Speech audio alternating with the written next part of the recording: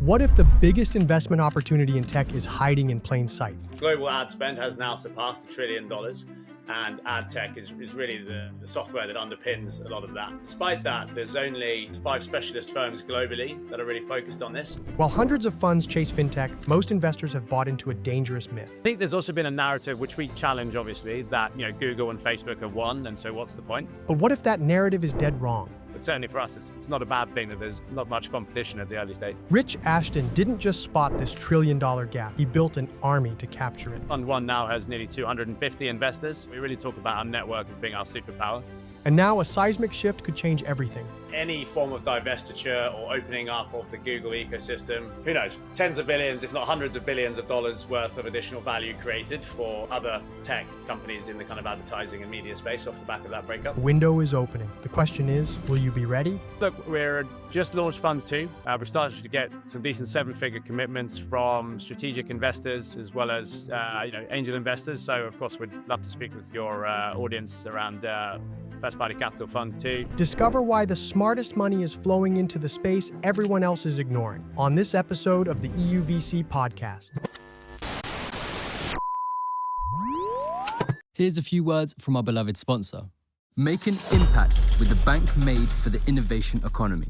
We always take a relationship-first approach, bringing passion, dedication, and unparalleled international connections to everything we do.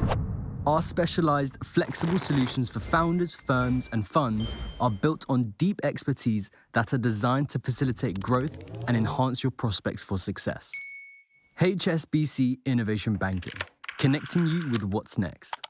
This was their finest hour. Tear down this wall.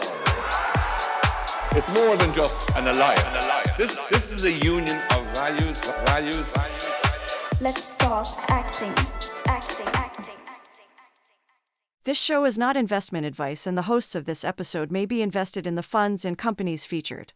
Welcome back, everyone, to another episode of the UVC podcast, your trusted platform, hopefully by now, to champion European venture and all the LPs that power it.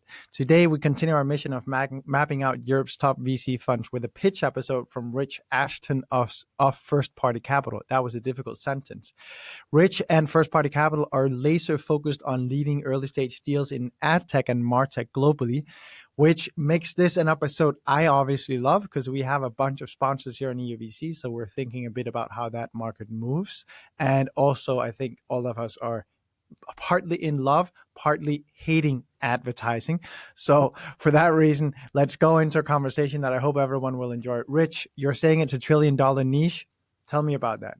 Yeah, that's right. Thanks a lot for the intro. Great to be on the show, Andreas. Good to catch up. Yeah, so, FirstPartyCapital exists to support early stage founders in the AdTech and MarTech space globally. Personally, I've been financing companies in this space for 10 years. I've worked with about 60 startups and scale-ups now across a range of debt and equity financing products. But yes, the last 4 years at First Party, early stage equity investing and really helping companies scale in this exciting but overlooked sector. Rich, you have a cool story. We know each other okay well, you and I and David, because we have both been leading syndicates for a while. Talk a bit about the community around the fund. Yeah, that's a great question. So we initially went to market in 2021 with an angel syndicate approach.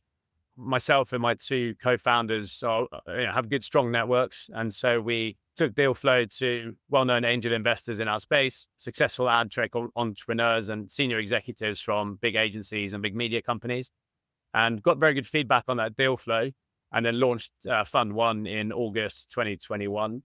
Fund 1 now has nearly 250 investors, which probably makes us one of the biggest LPs kind of funds in the world. Obviously not AUM-wise, but certainly by number of people we invested in the fund.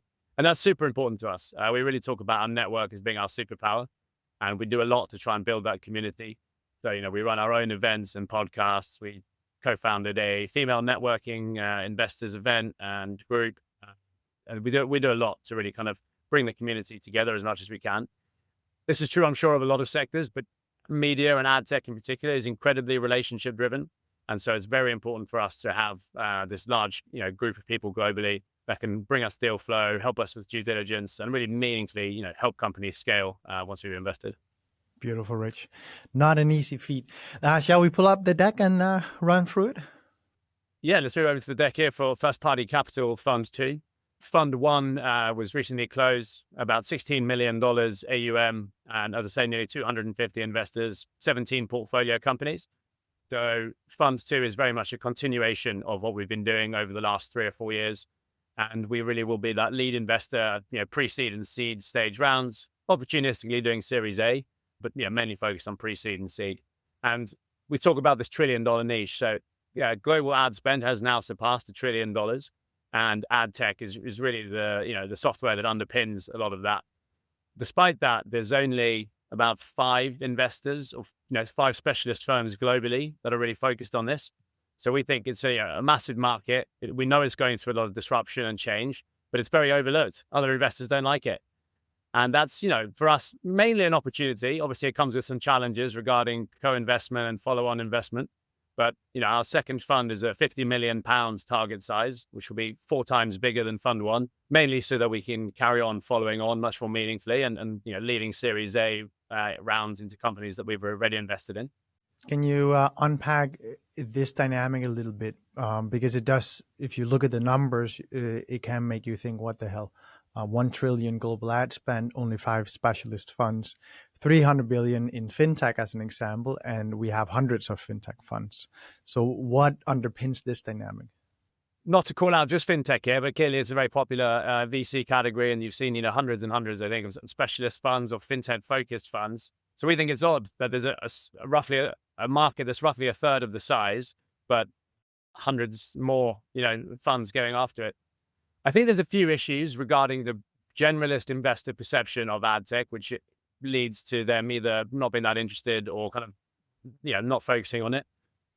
I think the original wave of kind of AdTech 1.0, which probably started in about 2010, was exciting, but quite a few generalists got burnt. And some got, made a lot of money as well on big outliers like the Trade Desk and AppLovin. But there were also a few companies, to be honest, that kind of crashed and burned quite spectacularly. Maybe understandably, some of those, firms or partners, decided that they didn't want to do ad tech again. I think there's also been a narrative, which we challenge, obviously, that, Google and Facebook have won. And so what's the point? There's not going to be another ad tech unicorn or, whatever. But of that $1 trillion, the big 5 platforms are probably 50, 60%. But there's still hundreds and hundreds of billions of dollars a year of ad spend that is going to, independent ad tech companies. And so we think that, if you know where to look and that the right opportunities, then it makes a lot of sense. So look, we're always trying to bring more co-investors and follow-on investors in and kind of raise the awareness of the sector. But certainly for us, it's not a bad thing that there's not much competition at the early stage. What do your VC colleagues say when you're talking to those that are generalists or those that may frown when you say you're an ad tech focused investor? What is the typical pushback you get? Is that this Facebook, Google behemoth have taken it? That's part of it. I think they also recognize that it's a very complex and quite nuanced space that can look quite saturated from the outside. I think you do really need to be a specialist to understand, to be in the weeds and understand of the 50 companies that might look quite similar, which is really the one to back and why. There's quite a lot of deep technology involved, but as I say, it's just still very relationship driven. You have to have the right network and be able to collaborate with the ecosystem. I think it's quite different to other categories where you can build, or more easily can build, a standalone software company. In the digital media ecosystem, by the nature of its very complex supply chain between the advertiser and the ultimate media company, there can be dozens, if not hundreds, of intermediaries and data companies. So you really need to be able to plug into this ecosystem. So I think for generalist investors, it can seem a bit kind of complex and messy, and it is. But again, for specialists, that's again kind of the opportunity. Can you give some examples of, so maybe first and foremost, if you have the stats, how much of the $1 trillion ad spend is captured by Facebook and Google? Yeah, it's probably about 50%. And then, Amazon, TikTok, and a few other big platforms probably capture another 10, 20%. But we still think that there's hundreds of billions a year that's going to effectively the open web, which means, not the big social media platforms and not Google. Can you give some examples of companies that have been accepted either in Europe or other places that have ended up being good VC returning models? Yeah, there's lots. Since 2021 alone, we've been tracking liquidity events in Europe, and there's been $11 billion worth of exit events. And obviously, the last few years haven't necessarily been great, but that's just in Europe alone in the last 4 years. But some of the biggest standout success stories have been some of the biggest VC returns ever. There's a company called the Trade Desk, which IPO'd in 2016. Earlier this year, the market cap was $60 billion. A lot of generalist VCs have never heard of it. AppLovin, recently surpassed $100 billion valuation. That's effectively an AdTech business monetizing mobile apps and mobile games. And there's a bunch of companies that went public in 2021. PE is really moving into the space. You're seeing a lot of 9-figure, PE deals. So there's a lot of activity. I do understand that it might be a slightly different flavor of VC and a slightly different sport to the typical Silicon Valley kind of unicorn hunting approach. How so, certainly, Rich? yeah. So there's so much consolidation in the space. There's a huge amount of M&A activity, and that generally happens at a price tag of between $50 million and $250 million. And so if you're a large fund and you really are looking for unicorns or decacorns, then it might not be the best category for you. And we're honest with our LPs about that. However, for us, relatively small fund sizes and backing capital efficient companies that shouldn't need to raise Series B, C, D to try and IPO for $1 billion should be able to, get to profitability at Series A. So then, we should still be the lead investor, not be diluted, not be at the bottom of a horrible press stack.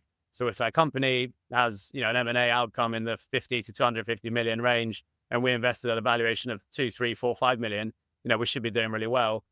But it, wouldn't necessarily move the needle for a 500 million or $1 billion fund. Which makes sense in terms of then explaining why isn't it really on the average person's map or just something being discussed about in the VC circles, because typically the conversations publicly are being driven by the major successes and the major funds and the major talking heads. And those are typically from firms that need those platform businesses, those trillion or $1 billion outcomes, which then explains why it's not really surface level conversations that are happening about AdTech. And similarly, given that many LPs don't spend tons of time thinking about venture capital, it also means that it doesn't surface to them oftentimes. So imagine that for you, it's oftentimes you really need to break through with this, the whole point that AdTech is actually very investable. And I can definitely see your arguments here. I'd love to ask you, because one thing is, now we spoke about Google and Facebook and so on, there's at least two very big things happening in AdTech, I imagine. One is the potential Google breakup. Let's see what happens there. Could be interesting to hear your thoughts on that. And the other is, of course, AI. Yeah, absolutely. So, we've got a slide here which talks to two of those points and a few others as well that we think are key.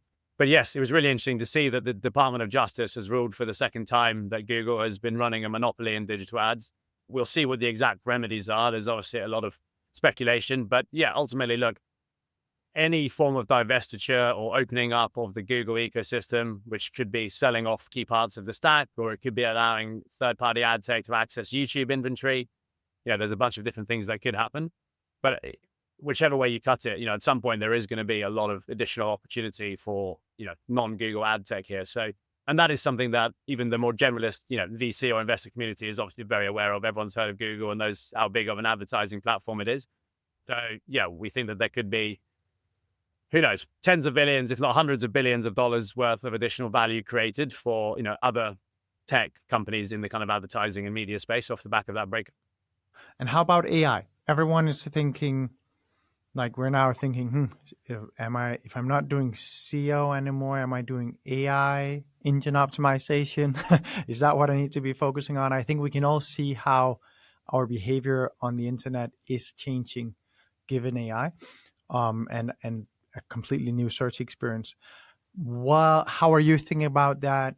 What are you seeing happening to the market? Does it disrupt this whole thinking around 50% of the market being captured by very few incumbents? And of course, also what new models arise. But let's start on what happens to the incumbents part. Yeah, it's a good question. And it is definitely moving very fast. We are starting to see more and more companies coming through with those kind of AI native businesses. I'd say a slight word of caution, though. We're always a little skeptical of jumping on the latest bandwagon and buzzword. We kind of passed on a lot of Web3 opportunities and metaverse ads opportunities a few years ago. Are you happy about that? When that was popular, yes, so far so good on that front. But look, AI clearly is going to be transformative for all industries. I feel like AdTech is already quite advanced in terms of its machine learning capabilities. Obviously, trillions and trillions of ad requests going out all the time and being optimized and then decisioned in real time. So I think, versus maybe other less advanced industries, more traditional industries, there won't be such a night and day shift. But obviously, I think for agencies, that's where the biggest challenge is. For ad tech companies, I think it's generally a kind of net benefit. I think the media agencies and creative agencies, that's where the real challenge is, because they have huge teams, tens, if not hundreds of thousands of people that they generally hire out to clients on a kind of cost plus basis as headcount. But they're going to, come under increasing pressure to, massively reduce those teams, be a lot more efficient. But then, they need to think about a whole new revenue model, which leads towards, more outcomes and rev share, profit share with their clients probably, and or more of a consultative kind of business model. But I think, for a lot of the ad tech companies, they're going to be able to adopt it, and whether that's obviously on kind of creative or media buying, media planning, new types of measurement. We are seeing a lot of interesting companies coming through. We have a lot of companies that are really data businesses in our portfolio and will be in the Fund 2 portfolio where they have proprietary data. And we think that those, proprietary data vendors are going to be very valuable to the larger LLMs and bigger kind of ad tech acquirers, because ultimately the success of their own, algorithms and then AI capability is only going to be as good as the data that's fed into it. So, we're investing in quite a few what we call proprietary signal vendors who have some sort of unique capability to differentiate the LLMs that otherwise might all start to look quite commoditized. Final point maybe to say on AI is just around that search traffic referral piece. And that's going to be super interesting. I'm sure you're the same, but I'm already using ChatGPT for most of my kind of search queries rather than Google. And I think, ultimately, we will see a slow decline of display advertising across kind of the broader publisher base, because people will just, get a lot of the information. So yes, we are also seeing some new companies coming through that are looking to monetize those, search results within ChatGPT, Perplexity, etc. So we'll definitely be keeping an eye on that trend. AI is changing everything. It's so interesting. Everything that has to do with how do you capture people's attention. I can tell you from our side, it's nerve-wracking to be someone publishing newsletters, because all of a sudden I have Superhuman, right? And all of a sudden, all newsletters that I have automatically go into a folder that I only look at if I think about it. I did have a news piece before, or a news folder before, but it was only the ones that I had actually put in there. Now AI just takes everything that looks like news and puts it in there. So it really is. And I'm sure there's going to be a layer on top of it that also says, yeah, you put it in this folder, but this one you open every single time, or this one you rarely open. So I'll just put it in spam for you. So there's a lot of stuff happening there that's very anxiety creating for someone like us. And I'm sure that anyone thinking about ads, because it's in the end about capturing people's attention, are thinking through similar things. What are you most excited about? And I ask you this, and I don't ask journalists this question typically, because journalists tend to be, a bit more opportunistic. Whereas when you're yourself from the ad business, you truly understand what's moving, and it's always exciting to hear. You typically have pretty strong theses around this is going to be exciting, and we're very much looking for a company that we think has the right founders to be building in this.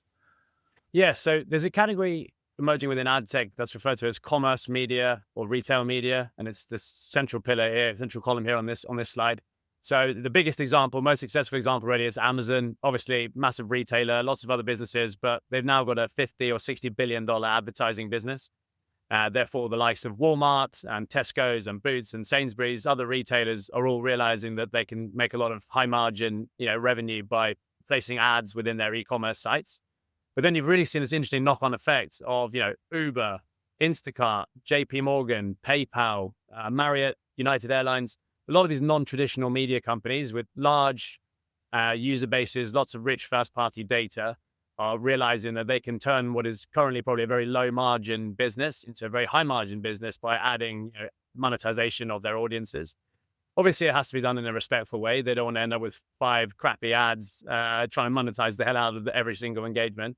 But done right, it's going to be a huge driver of value for these companies. Instacart is a great example. When they went public a few years ago, I think about 1/3 of their revenue was coming from advertising rather than actual food delivery, but pretty much all of the profit.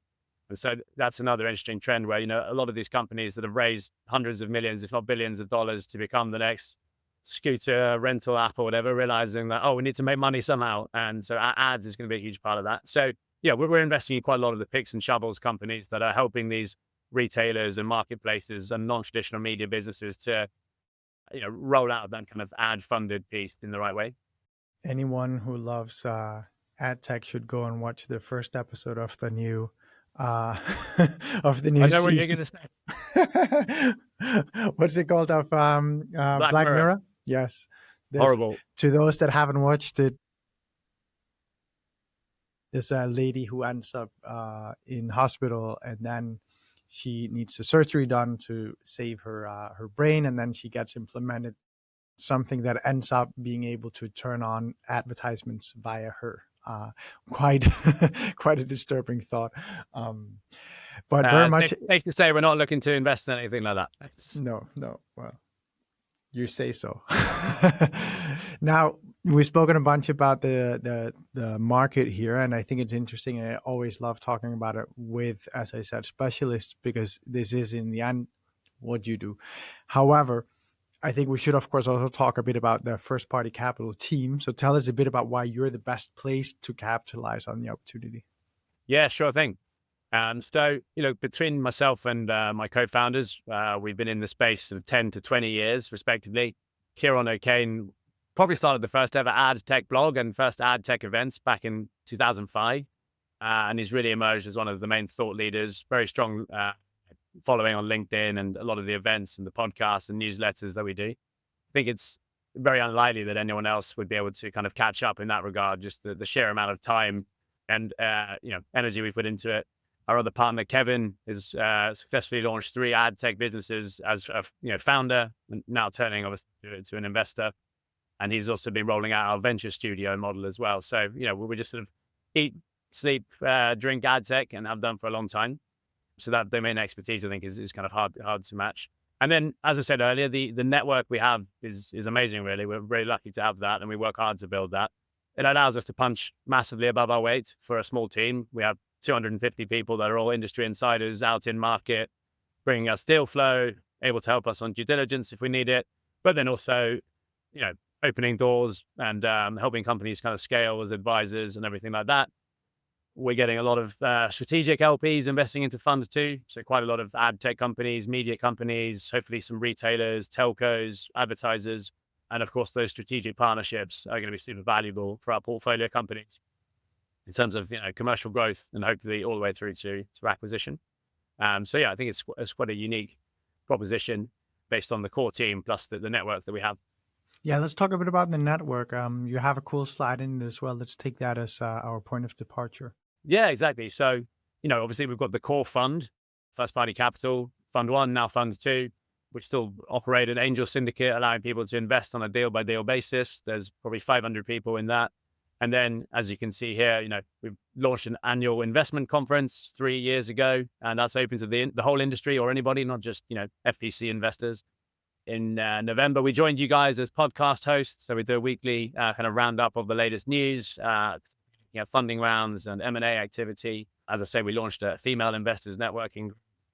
Our investment associate, Jack, started AdTech Connect, which is a kind of career guidance and mentoring kind of networking thing for younger people that are looking to meet and become the kind of leaders of the future.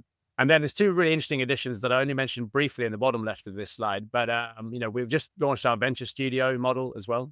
So previously, obviously, we've mainly invested in existing companies where founders have come to us with an idea and a product.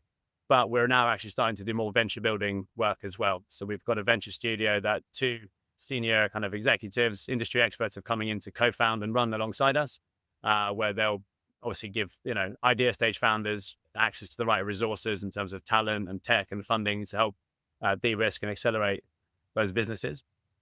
And then the third part of the sort of pillar, if you like, First Party Capital, First Party Studio, And then later this year, we'll be rolling out first-party finance, which will effectively be our lending business. So, rolling out a range of non-dilutive funding options, mainly for our existing portfolio to start with, but then also will become a wider offering. And we think that'll be really key so that we can provide that, non-dilutive kind of alternative funding to our portfolio companies as they continue to scale.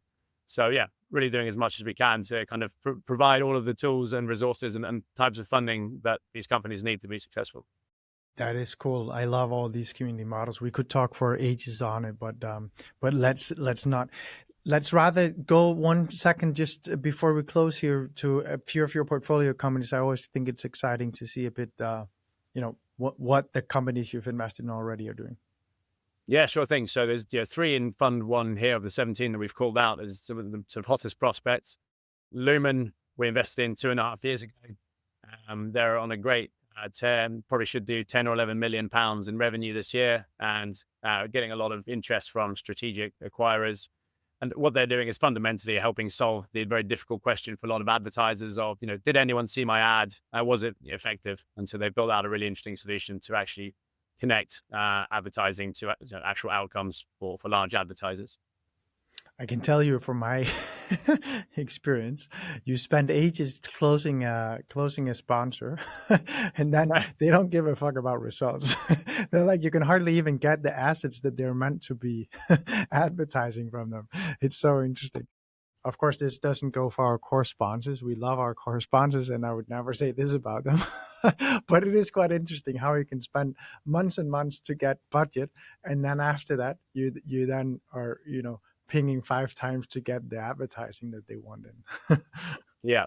Well, yeah, Lumen's in a great spot, and we think that should be a pretty meaningful return for Fund 1 if and when a strategic acquisition happens, hopefully later this year.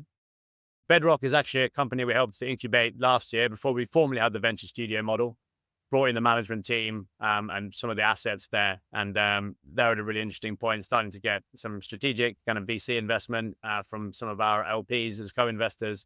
And really challenging some of the big incumbent ad buying platforms with a new business model that's much more SaaS-based rather than percentage of media-based, which is pretty disruptive. And then Pixels is an interesting one. They're a video ad tech company. You could think of them like TikTok, but for the open web. So working with publishers like Sky and Guardian and The Independent to help bring that vertical video style scrolling feed. And one of the main reasons for calling them out was that, they actually had a term sheet at a £3 million valuation, but decided to go with us at a £1.2 million valuation for their first round because they knew that we would be able to add so much more value than a typical kind of generalist seed fund. So yeah, three of the kind of star portfolio companies there, but quite a few more that are doing very well too. It's super exciting. Amazing, Rich. Anything you want to say here before we close? Well, look, we're just launched Funds 2. We're starting to get some decent 7-figure commitments from strategic investors as well as, angel investors. So, of course, we'd love to speak with your audience around FirstPartyCapital Fund 2 and maybe go into more detail around why, AdTech is something that they should be considering as part of the mix. Amazing. I think it's super exciting, and I think you're right. A lot is happening, especially right now in AdTech. So exciting times. Thank you so much, Rich, for coming on. Thanks for having me, Andreas. It's been a pleasure. Here's a few words from our beloved sponsor. Make an impact with the bank made for the innovation economy. We always take a relationship-first approach, bringing passion, dedication, and unparalleled international connections to everything we do. Our specialized, flexible solutions for founders, firms, and funds are built on deep expertise that are designed to facilitate growth and enhance your prospects for success. HSBC Innovation Banking, connecting you with what's next. This was their finest hour. Tear down this wall.